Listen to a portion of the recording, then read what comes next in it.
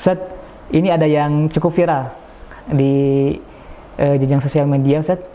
Ada salah satu influencer atau kita mungkin banyak mengenalnya sebagai seorang ustazah yang mengajak untuk nobar, nonton bareng salah satu film yang memang katanya ya recommended lain sebagainya. Mohon tanggapannya Ustaz tentang ini. Alhamdulillah wassalatu wassalamu ala Rasulillah wa ala alihi wa sahbihi wa mawala. Ada satu peringatan yang pernah disampaikan oleh sahabat Ibnu Mas'ud radhiyallahu anhu. Pada waktu beliau mengajar, dan mungkin mayoritas dari muridnya Ibnu Mas'ud adalah para tabi'in. Beliau menyampaikan satu pesan.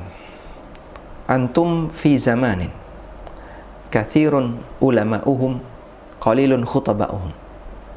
Wa sayati 'alan nasi zamanun kathirun khutaba'uhum qalilun ulama'uhum. Kalian saat ini berada di sebuah zaman, di sebuah masa, ulamanya banyak, yang pintar bicara sedikit. Dan besok akan ada satu masa di mana yang pintar bicara banyak, ulamanya sedikit. Baik. Sehingga dari sini kita bisa lihat bahwa Ibnu Mas'ud itu membedakan antara standar khutbah khatib dengan alim. Beliau menyebut dalam posisi di zaman para sahabat masih banyak yang hidup, alim dominan. Sehingga manusia mereka dikendalikan dengan ilmu dan takwa. Maka ceramah-ceramah itu diwarnai dengan ilmu, diwarnai dengan takwa. Masyarakat diajak untuk selalu mengedepankan ilmu dan takwa. Dan kemudian beliau menyampaikan di akhir zaman akan ada suasana di mana yang pintar bicara banyak. Bahkan kadang ini dipelajari, orang belajar public speaking, kemudian belajar bagaimana cara dia bisa tampil di muka dan seterusnya. Sehingga kadang itu tidak organik, tapi dibuat-buat agar lebih menarik. Bahkan dia punya tentor untuk ngajari bicara. Kita tentu saja tidak sepakat dengan hal ini. Karena sebenarnya dalam masalah dakwah itu bukan siapa yang berani bicara dan siapa yang pintar bicara, tapi siapa yang berilmu, silakan dia bicara. Dan siapa yang tidak berilmu, maka seharusnya dia tidak bicara. Al-Ghazali rahimahullah pernah menyebutkan, penulis kitab Ihya Ulumuddin, pernah menyebutkan, la yanbaghi lil amil ayaskuta an ilmihi wa la yanbaghi lil jahil ayaskuta an jahlihi. Tidak selayaknya seorang yang alim dia diam terhadap ilmu yang dia miliki. Sehingga kalau dia alim, dia mengetahui dia punya ilmu, silakan dia bicara. Biar masyarakat jadi tahu tentang ilmu yang dia punya dan mendapatkan bimbingan dari ilmunya. Wala yanbaghi lil jahil ayyaskuta an jahlihi. Dan tidak selayaknya orang yang bodoh menyembunyikan kebodohannya. Kalau emang dia bodoh, jangan menampakkan kalau dia orang yang berilmu. Sehingga ketika dia nggak tahu, seharusnya dia belum layak untuk bicara, seharusnya dia tidak bicara. Ketika dia tidak tahu, tidak usah berpura-pura untuk tahu. Karena orang jadi seperti ada kamuflase, kemudian dia berpura-pura paham tentang A, B, C, padahal sebenarnya dia nggak ngerti. Akhirnya masyarakat diarahkan kepada sesuatu yang tanpa ilmu. Kemudian kita punya catatan bahwa tujuan dakwah itu mengembalikan orang untuk kembali kepada Allah. Allah Subhanahu wa taala berfirman, "Qul hadhihi sabili ad'u ila Allah ala basiratin ana wa man ittaba'ani." Sampaikanlah wahai Muhammad, hadhihi sabili, ini jalanku. Ad'u ila Allah, di jalan ini aku mengajak orang untuk kembali kepada Allah. Ala basiratin, di atas basirah, maksudnya di atas ilmu. Ana wa man ittaba'ani, aku dan orang-orang yang mengikutiku. Sehingga jalan dakwahnya Nabi sallallahu alaihi wasallam adalah jalan dakwah mengajak orang untuk kembali kepada Allah, bukan untuk mengumpulkan massa. Maka sekalipun apa yang beliau sampaikan bisa jadi ditolak oleh masyarakat, bisa jadi tidak diterima, kebenaran tidak kemudian hanyut dan hilang. Sebab tugas kita hanyalah menyampaikan kebenaran, bukan memperbanyak jumlah massa yang mengikuti kita. Karena tujuan kita mengajak mereka untuk kembali ke jalan Allah Subhanahu wa taala. Memang satu keberhasilan ketika ada banyak orang yang mau mendengarkan kebenaran. Alhamdulillah, dengan dakwah orang ini banyak orang yang kemudian melek dengan kebenaran. Itu satu hal yang istimewa. Berarti beliau punya peran besar dalam masalah dakwah. Semoga Allah ngasih balasan yang baik. Amin. Tapi bukan berarti itu jadi tujuan utama. Tujuan utama mengembalikan orang ke jalan Allah. Sehingga bukan mengumpulkan orang, mengumpulkan massa sebanyak-banyaknya, meskipun dengan cara yang menyimpang dari jalan Allah. Itu bukan dakwah. Ya, sekarang kembali kepada satu pertanyaan.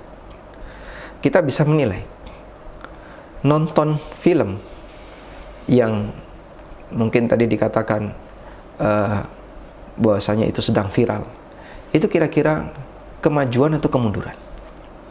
Lebih mendekati ke takwa atau menjauhi takwa? Jadinya kita bisa mengukur.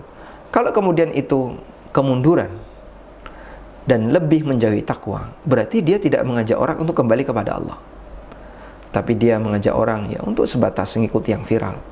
Dan tujuan dakwah bukan itu, tapi kita ngajak masyarakat untuk kembali kepada Allah Subhanahu wa taala. Nah. Barakallahu fiik, Zat, tentang yang ditontonnya nih, Zat. Tentang yang ditontonnya. Tentunya kan kita semuanya secara umum tahu bagaimana mereka berperan, tentunya bukan mahram, kemudian ada umbaran kemesraan di dalamnya. Nah, bagaimana tentang status hukumnya ini, Zat? Tentang filmnya ini? Iya.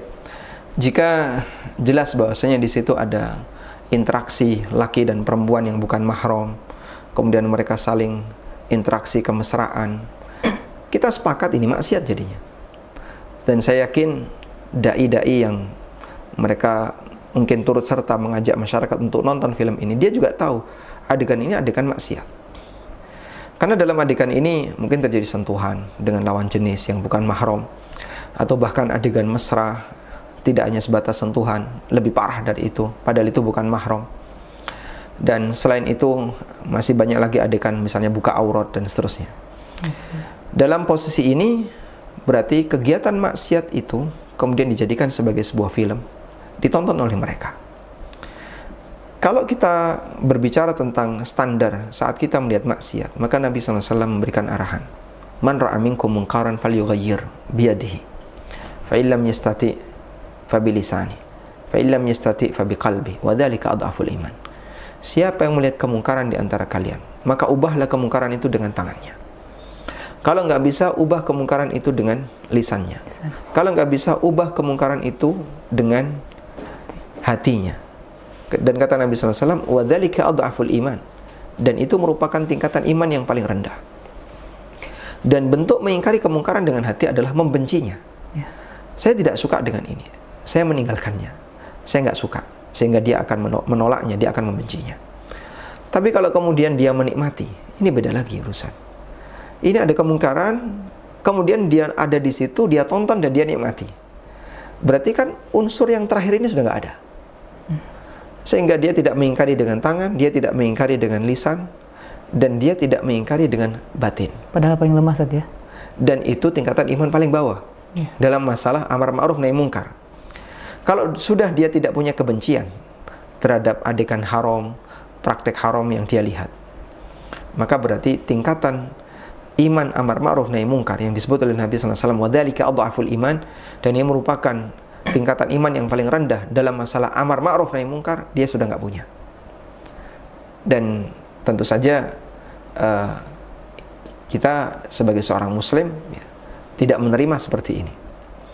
Karena itu kembali kepada tadi, kalau kemudian ini ajakan kepada kebaikan, Anda bisa ngukur orang yang nonton ini kira-kira ada kenaikan ke takwa ataukah justru penurunan. Nah, dari situ kan kita bisa menilai ya, ini penambahan ataukah penurunan.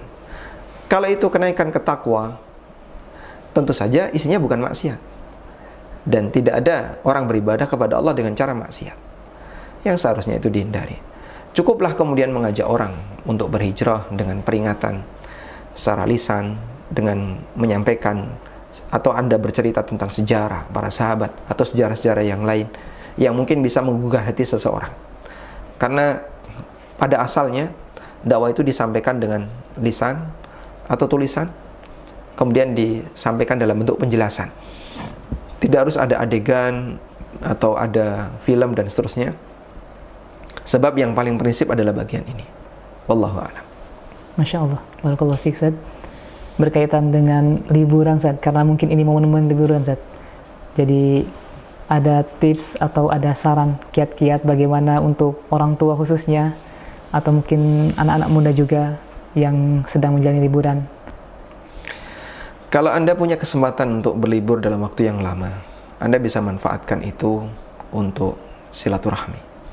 Mungkin ada kerabat jauh yang barangkali lama tidak ada kunjungi, ada kerabat jauh yang mungkin jarang ketemu Anda, sehingga kerabat jauh tersebut barangkali menantikan kedatangan Anda di momen liburan, tidak harus nunggu hari raya. Kalau Anda punya banyak waktu luang, datangi mereka. Semoga dengan itu liburan yang Anda lakukan lebih bermakna karena ada nilai pahala. Dan masalah di tempat wisata apa yang bisa kita kunjungi? Ya kalau di sana ada pilihan, misalnya Anda datang ke kampung dan di situ ada tempat wisata yang dekat, sehingga nanti di samping berkunjung ke keluarga, nanti Anda juga bisa berwisata. Alhamdulillah, itu hal yang baik. Dan kita juga menyarankan kepada orang tua ya, agar mengawasi putra-putrinya dalam berlibur, sehingga semuanya tetap terkontrol. Dan yang paling prinsip adalah selalu ingatkan, ini hanya sementara dan nanti kau akan kembali belajar.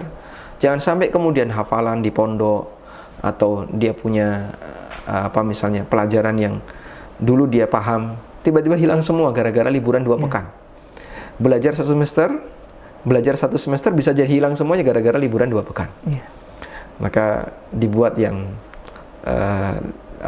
lebih terjaga, dan apa yang dipelajari 1 semester kemarin jangan hanya habis ketika di ujian akhir semester. Kalau bisa tetap bertahan sampai masuk ke semester berikutnya, bahkan sampai kita lulus. Wallahu a'lam. Terima kasih banyak Ustaz atas kesempatannya. Barakallahu fikum. Barakallahu fikum.